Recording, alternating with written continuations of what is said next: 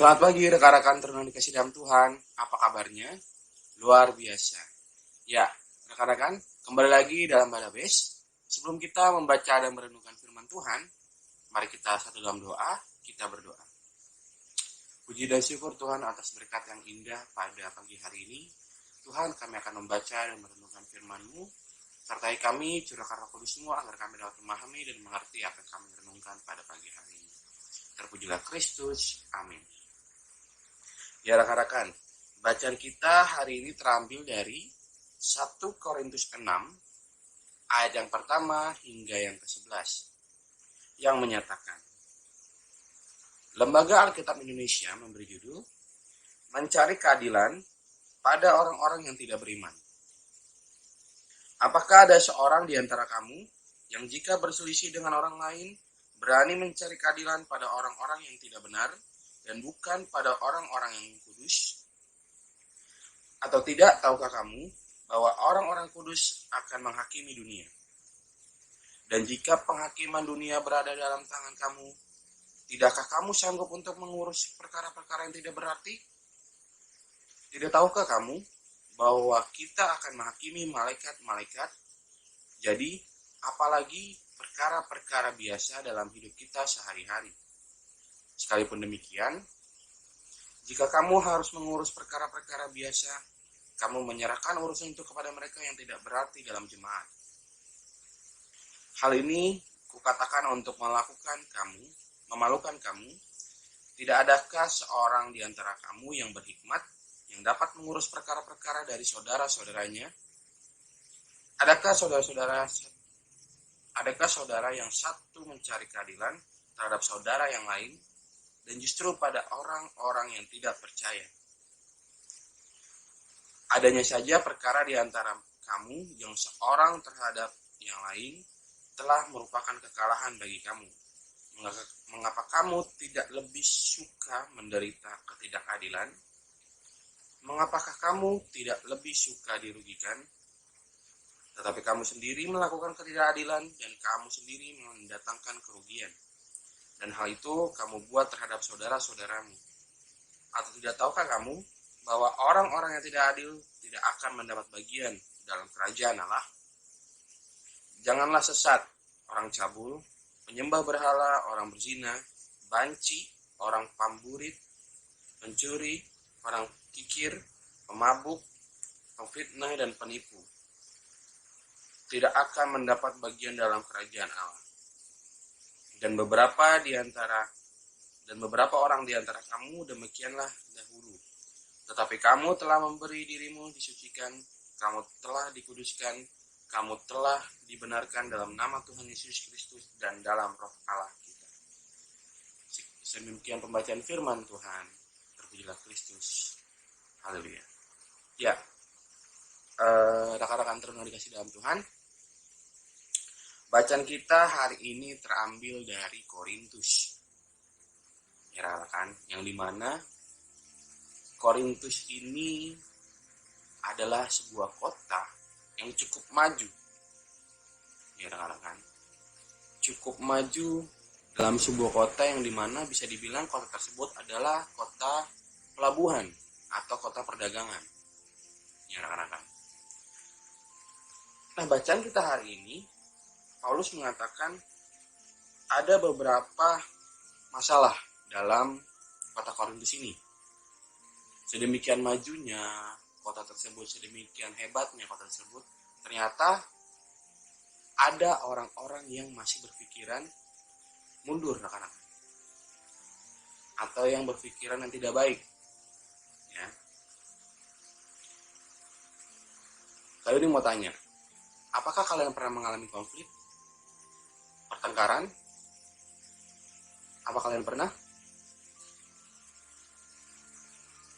Ya, pasti pernah ya rekan-rekan. Walaupun halnya sepele. Tentunya kamu pernah mengalaminya. Konflik itu bisa terjadi karena apa? Karena hidup kita bersinggungan dengan orang lain.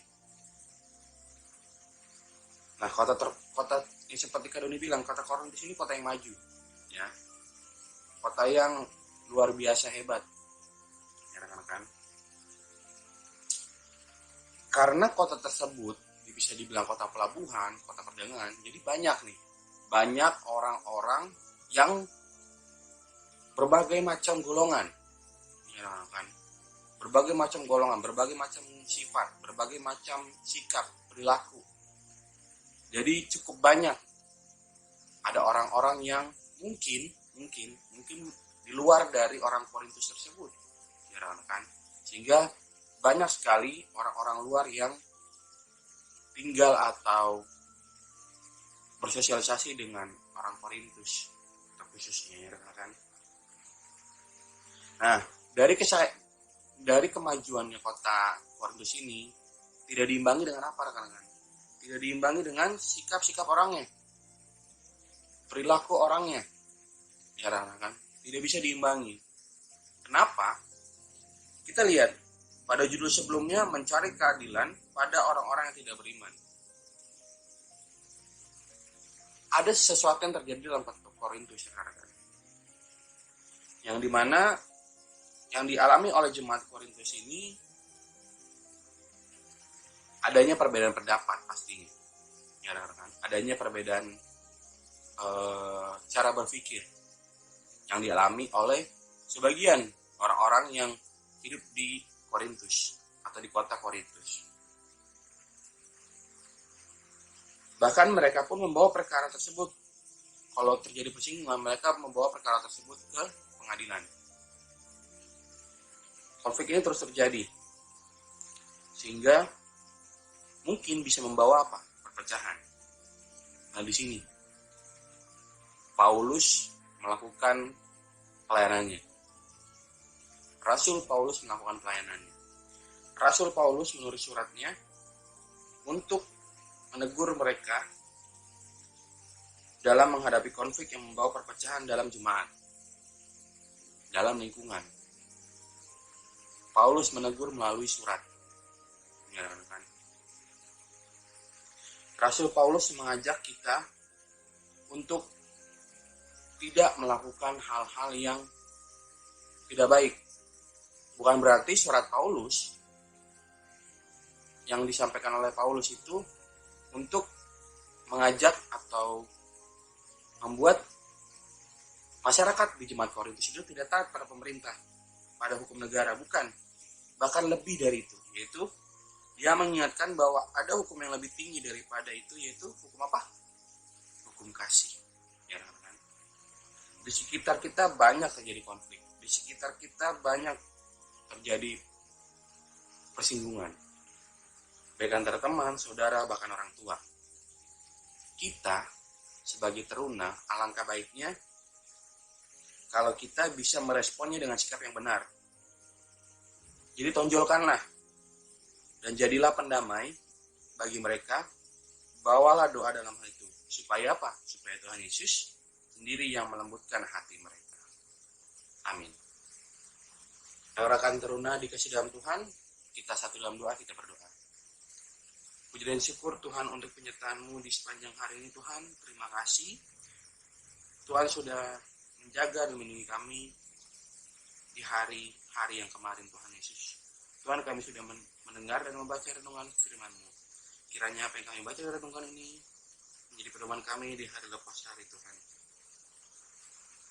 Tuhan Yesus, tolonglah aku untuk mampu meresponi dengan sikap yang benar setiap konflik yang terjadi di sekelilingku. Amin. Ya rekan, selamat beraktivitas. Tuhan Yesus memberkati. Dadah.